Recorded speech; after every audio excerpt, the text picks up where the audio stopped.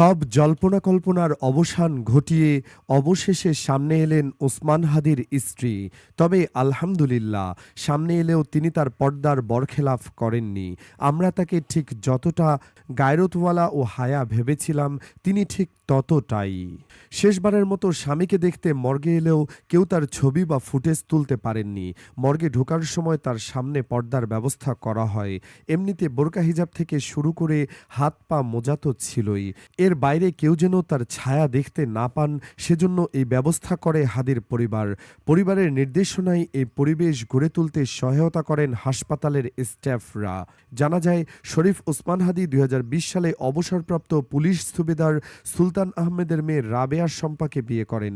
2024 সালের 21 ফেব্রুয়ারি তাদের একটি ছেলে সন্তানের জন্ম হয়। তবে হাদির এত পরিচিতি থাকার পরেও স্ত্রীকেও কেউ দেখেননি, কেউ চিনেনও না, পরিবারের বাইরে।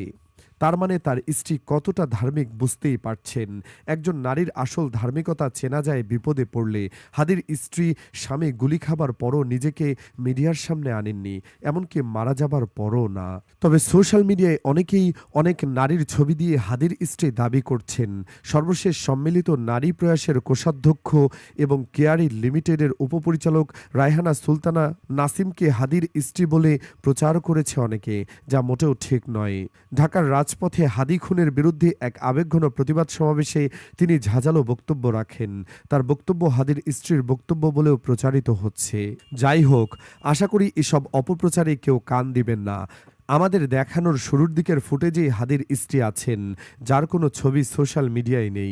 হাদির মৃত্যুতে কারো যদি সত্যিকার অর্থে ক্ষতি হয়, সেটা হবে পরিবারের, তার 10 মাসের বাচ্চাটার, তার লোকচক্ষুর আড়ালে থাকা স্ত্রীর, যিনি চাইলেও হয়তো কিছু বলতে পারবেন না পাবলিকলি। স্ত্রীর জন্য হাদি নিজেই হাতে সবজি কাটতেন, ঘরের কাজ করতেন, তার মধ্যে আলফা মেইলের ইগো ছিল না। সন্তানের কথা বলতে গিয়ে চোখ টলমল করত তার। তাই তো শোকের চাদরে ঢেকে গেছে ওসমান হাদির শ্বশুর বাড়িও। তার মৃত্যুর খবর ছড়িয়ে পড়তেই বরিশালের বাবুগঞ্জ উপজেলার প্রতাপপুর গ্রাম জুড়ে নেমে আসে শোকের মাতম। ভিড়, কান্না আর চাপা ক্ষোভে ভারী হয়ে ওঠে পুরো এলাকা।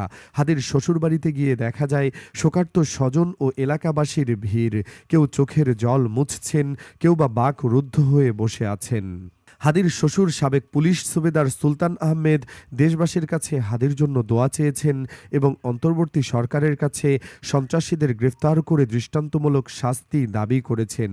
শরীফ ওসমান হাদির শ্বশুর সুলতান আহমেদ কান্নাজড়িত কণ্ঠে জানান, তার জামাই কখনো মিথ্যা বলতেন না এবং অন্যায়ের সাথে আপোষ করতেন না। তিনি ছিলেন একজন প্রতিবাদী মানুষ। তার দাবি, শরীফ ওসমান হাদি যদি ঢাকা ৮ আসন থেকে নির্বাচনে অংশ না নিতেন, তাহলে এই গুলিবিদ্ধ হওয়ার ঘটনা ঘটত না। প্রতিবেশীরা শ্বশুরবাড়িতে ছুটে এসে পরিবারের সদস্যদের সান্ত্বনা দিতে দেখা যায়। তবে এখনও হাদির স্ত্রীর কোনো বিবৃতি পাওয়া যায়নি। কাঁদতে কাঁদতে তিনি বলেন, আমার মেয়ে অনেক পড়াশোনা জানা, পড়াশোনা শেষ করে পারিবারিকভাবে হাদির সঙ্গে তার বিয়ে হয়। স্বপ্ন ছিল সংসার গড়ার, সন্তানের ভবিষ্যৎ নিয়ে নিশ্চিন্ত থাকার। আজ সেই মেয়েটা বিধবা, আজ আমার নাতিটা বাবাহীন। নাতির মুখের দিকে তাকাতে পারছি না, কারণ জানি না ওর ভবিষ্যৎ কি। হাদির শ্বশুরের এমন কথা শুনে চোখে পানি ধরে রাখা কঠিন যে কারো জন্যই। স্বজনদের কণ্ঠে একটাই দাবি, এ হত্যাকাণ্ডের সঙ্গে জড়িতদের দ্রুত গ্রেফতার করে দৃষ্টান্তমূলক শাস্তি নিশ্চিত করতে হবে। শ্বশুর বাড়ির মতো ঝালকাঠির নলছিটি উপজেলা সদরের হাদির নিজের বাড়িতে চলছে শোকের মাতম।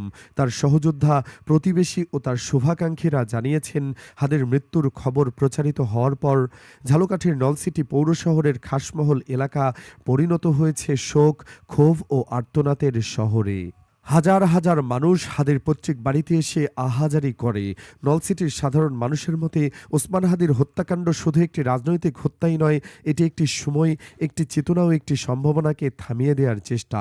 এলাকার প্রতিবেশী ও স্থানীয় রাজনৈতিক নেতারা একযোগে দাবি জানান, শরীফ ওসমান হাদির জীবনী জাতীয় পাঠ্যপুস্তকে অন্তর্ভুক্ত করতে হবে এবং তাকে রাষ্ট্রীয়ভাবে জাতীয় বীর হিসেবে স্বীকৃতি দিতে হবে। নলছিটি প্রেস ক্লাবের সাধারণ সম্পাদক কে এম সবুজ বলেন, ওসমান হাদির জীবনে নতুন প্রজন্মের একটি রাজনৈতিক পাঠ ছিল।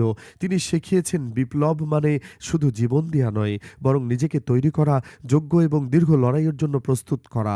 তাই তার জীবনী পাঠ্যপুস্তকে সংযুক্ত করতে হবে। ঝালকাঠি জেলা জামায়াতের আমির অ্যাডভোকেট হাফিজুর রহমান বলেন, ওসমান হাদির হত্যাকাণ্ড নিছক ব্যক্তিগত বা বিচ্ছিন্ন কোনো ঘটনা নয়। ৫ আগস্টের পরে গড়ে ওঠা নতুন রাজনৈতিক বাস্তবতায় তিনি ছিলেন একটি বিকল্প কণ্ঠস্বর। ইনকিলাব মঞ্চ ও ইনকিলাব কালচারাল সেন্টারের মাধ্যমে তিনি সাংস্কৃতিক ও রাজনৈতিক আন্দোলনের সমন্বয় ঘটান, যা প্রচলিত সমাজ ও রাষ্ট্র কাঠামোতে পরিবর্তন আনতে পারত। ঝালকাঠি ২ আসনে বাংলাদেশ জামায়াতে ইসলামী মনোনীত প্রার্থী শেখ নিয়ামুল কবির বলেন, হাদির রাজনীতি ছিল নৈতিকতার রাজনীতি, আপোষহীন আদর্শের রাজনীতি। শরীফ ওসমান বিন হাদি আমাদের দেখিয়েছেন, রাজনীতি মানে শুধু ক্ষমতা নয়, রাজনীতি মানে নৈতিক সাহস ও সত্যের পক্ষে দাঁড়ানো। হাদির মৃত্যুতে গভীর শোক প্রকাশ করে বিএনপির ভারপ্রাপ্ত চেয়ারম্যান তারেক রহমান বলেছেন, আমি শরীফ ওসমান হাদির মর্মান্তিক হত্যাকাণ্ডে গভীরভাবে শোকাহত। আল্লাহ যেন তার রুহের মাগফিরাত করে তাকে বেহেশত নসিব করেন। তার এই অকাল শহীদী মৃত্যু আবারও মনে করিয়ে দিল রাজনৈতিক সহিংসতা কত বড় মানবিক মূল্য দাবি করে। সামাজিক যোগাযোগ মাধ্যম ফেসবুকে দেওয়া স্ট্যাটাসে এসব কথা বলেন তিনি। তারেক রহমান বলেন, হাদি ছিলেন এক সাহসী রাজনৈতিক কর্মী এবং নির্ভীক কণ্ঠস্বর, যিনি সবসময় অন্যায়ের বিরুদ্ধে দাঁড়াতেন।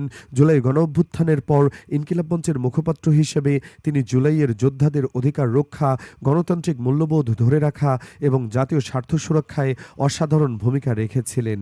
আমি তার শোকাহত পরিবার, স্বজন ও সহযোদ্ধাদের প্রতি গভীর সমবেদনা জানাই।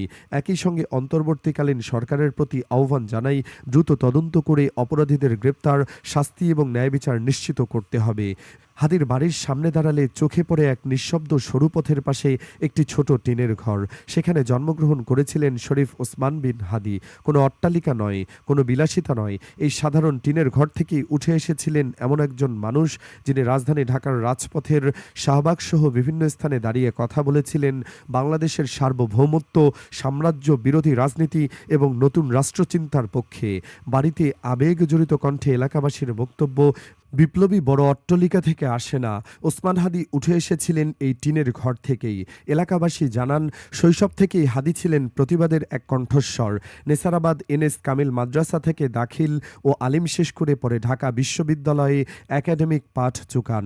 স্বজনদের পাশাপাশি গ্রামবাসীর কাছে হাদি কেবল একটি নাম নয়, ২৪-এর গণঅভ্যুত্থানের নেতৃত্ব দেওয়া তিনি প্রতিষ্ঠানের প্রতিচ্ছবি হয়ে উঠেছেন। সদ্য অনুষ্ঠিত ত্রয়োদশ জাতীয় সংসদ নির্বাচনে তিনি ঢাকা ৮ আসন থেকে স্বতন্ত্র প্রার্থী হওয়ার ঘোষণা দিয়েছিলেন। এর মধ্যেই গত ১২ই ডিসেম্বর ঢাকার বিজয়নগর এলাকায় গণসংযোগে গিয়ে হামলার শিকার হন। ওই রাতেই তাকে ঢাকা মেডিকেল কলেজ হাসপাতালে ভর্তি করা হয়।